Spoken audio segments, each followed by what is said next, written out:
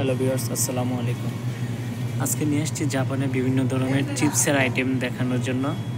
তো আপনারা অবশ্যই ভিডিওটা ভালোভাবে মনোযোগ সহকারে দেখবেন। এই জাপানের সবচেয়ে ফেভারিট চিপসের মধ্যে এই চিপসগুলো হচ্ছে সবচেয়ে ভালো মানের চিপস। এগুলোতে চকলেট ফ্লেভারের, এটার দাম হচ্ছে 220 টাকা করে। এগুলো সব চিপস আইটেম, বাট জাপানের বেশিরভাগই সব কিছু আসলে চিপস আইটেমেরই চলে বেশি। তারপরে এটা হচ্ছে চকলেট, এটা হচ্ছে চিপস, এটার দাম হচ্ছে 120 টাকা। আর আরেকটা কথা হচ্ছে জাপানের সব কিছুতেই আপনার ভ্যাট আছে, মানে 120 টাকা চিপসের দাম, এটার সাথে 10 টাকা ভ্যাট।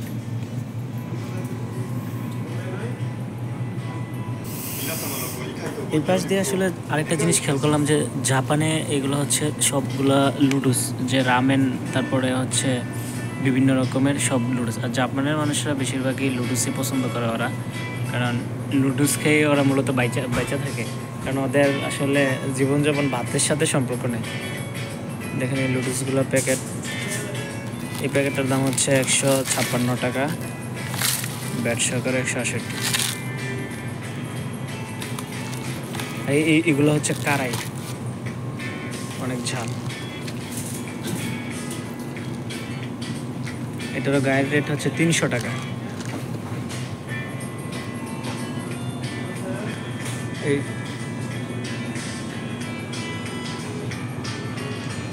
এটা হচ্ছে ওচা, এগুলো হচ্ছে পটেটো চিপস, 190 টাকা করে, বাট 190 টাকা জাপানের তুলনায় অনেকটাই কম।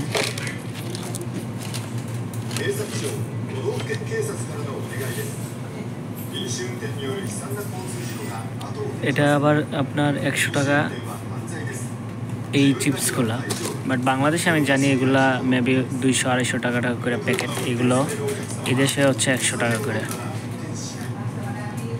এগুলো পটেটো চিপস, অনেক টেস্ট আসতে অবশ্য। আর এই পাশে হচ্ছে চিপস, এই পাশে হচ্ছে বিভিন্ন। আচ্ছা, আরেকটা জিনিস দেখলাম যে এই একটা পানির বোতলের দাম আসলে 340 ml হচ্ছে আপনার 220 টাকা। এটা আসলে কল্পনা করা যায় না জাপানে পানির দাম যে কী পরিমাণ। এই টাকা দিয়ে আপনি এই চা অথবা জুস জাতীয় এইগুলো পাইবেন 100 টাকা করে। এগুলো হচ্ছে বিভিন্ন শুটকি মাছের, এইগুলো শুটকি কত 33 গ্রামের দাম হচ্ছে 500 আপনার 28 টাকা। 489 টাকা হচ্ছে মেন রেট, আর এটার সাথে ব্যাট আছে বাকিটা। 33 গ্রাম অনলি। দেখা যায়, এটা কল্পনা করা যায় কি এক্সপেন্সিভ রে বাবা। এগুলো সব শুটকি আইটেম।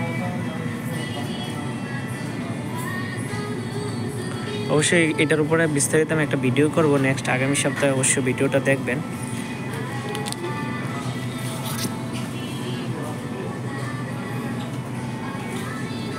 তো অবশ্যই আপনারা ভিডিওটা ভালো লাগলে শেয়ার করে দেবেন।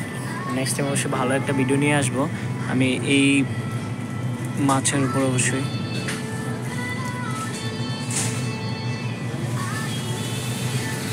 আজকে এখানে ভিডিওটা শেষ করলাম। আল্লাহ হাফেজ, সবাই ভালো থাকবেন।